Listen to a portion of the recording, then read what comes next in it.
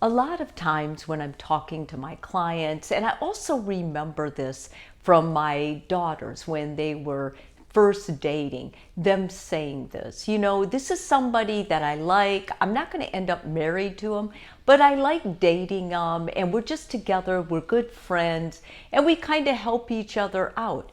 And even though my clients and my daughters at that time, at least for a little while, had that attitude and they felt in control of it, when you stay in a relationship because you don't want to be alone, you're giving up an essential part of yourself. And no matter who you are with at that time, if it's someone you're not really in love with or you can't see yourself married to them, the longer you stay with that person in that relationship, the more likely you will be stuck in that, because you won't leave. Because every passing year, your mind starts this weird rationalization thing, and it says, well, we've been together so long and I haven't really seen anybody else that I want to date or wants to date me, so I think I'll just keep it going. And before you know it, you have a child, and then you're still stuck in this relationship. I want to remind you that when you allow this, I call it a slide-in relationship, to happen and to continue in your life, you're not only doing a disservice to yourself, you're doing a disservice to this other person. Because even though they might not have the awareness or the understanding that you have at this point, they may not know what they want. There could be someone out there who could love them better, love them more, who would be more likely to be grateful that they were with this person and wanted a life married and shared with this person. So let's go through what happens that's negative when you put yourself in this situation. You're willing to settle even if you know they aren't good for you.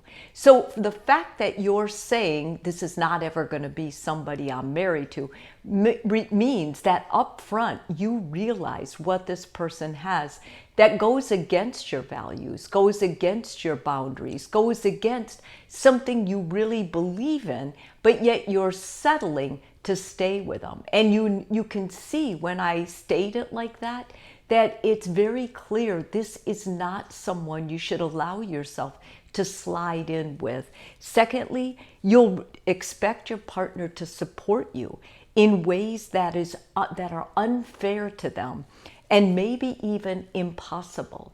When you start staying with someone and you go through life and life gets tough, let's say you get sick, you're going to expect them to come to your aid, to take care of you, to bring you lunch, to bring you chicken soup, whatever. And when they don't do that, it's going to disappoint you. It's going to make you feel unloved. But in a very real way, you set that up. You set it up because you stayed with someone who you knew up front was not your person, was not going to be able to love you the way you needed to be loved. But you hung in there. You stayed with them because the fear of being alone was greater than your ability to say, I deserve someone who can love me. I deserve someone who wants to know me, who wants to take care of me, who wants to cherish me. You'll always feel held back. When you are in a slide-in relationship, this person is always going to be someone you're with. So if you go out on them, or even if you have a casual, rule in your relationship that we can go out with other people, you're always going to have to be held accountable. At the end of the day, you live with this person. And even though people make these pacts like, yeah, you can go out with whoever, I won't be jealous because we're not ever going to get married, we're not really real, don't think for a minute that doesn't mean that your partner might not feel hurt, that you might not feel hurt, because you can say anything, you can intellectualize anything, you can rationalize anything. But underneath those things are our heart, are real feelings. And real feelings get hurt in this situation. And I don't care what anybody says, when you're that terrified to be alone, you're not going to take those necessary risks. You haven't. You've shown that. You're staying with someone just because it's a warm body. It's somebody to be with. It's somebody to show up with. Until you can conquer that fear, the other risks that are going to help you, the other things you should take a risk on, you won't. This one factor is going to determine so much in your life, and you may not realize it, but hopefully this video will bring it to the front and take those blinders off so you can see it clearly. You're looking for validation from someone on the outside instead of validating yourself on the inside. When you're staying with someone, that means that how this person feels, the comfort you have with this person, is more validating than what you have for yourself, because you may feel bad about yourself. You may know that you're kind of living a lie. You may know in your heart that this isn't the best person for you, that you want more from a relationship, that you want a different kind of relationship. But once again, you're succumbing to this incredible fear of being alone. So until you overcome that, there's going to be a lot of things within you that you get your validation from others. You put it out there. You put your power out there for other people to approve, so you can show up as a couple, all the while knowing that this is not your person. And it presents a real cognitive dissonance within you. Like, you start feeling lower confidence. Your self-esteem starts getting offended, because you're basically living a lie. You're showing people one thing so you get their validation, but inside you feel very different.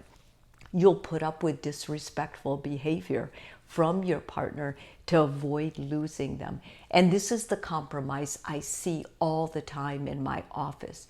The partner who you need for a warm body, or somebody to stay with, somebody to affirm you, someone to validate your existence, can treat you any way they want. And when you've put yourself in this situation, they know you won't leave.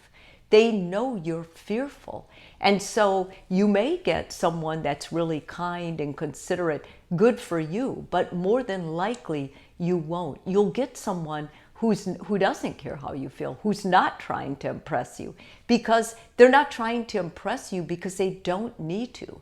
You're staying there anyway. And this is the predicament that leads to so many issues in couples, because they end up having a child in this situation, and then they're looking at marriage, but you can see clearly looking in, this is not going to be a good marriage. This is not going to be a good situation for either one of them.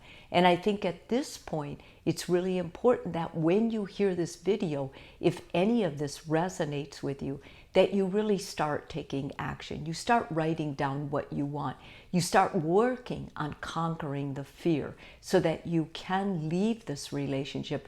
You know, give it the credit it deserves. It was somebody in your story of life, someone who maybe helped you out during a bad time, but not someone you want to share a vision with or work on creating a relationship with, because it's not going to work with this person. And most of us know this information up front. We just let it go on longer because we're so terrified of our aloneness. If this video is helpful for you, please subscribe to the channel. And if you're already a subscriber, thank you so much.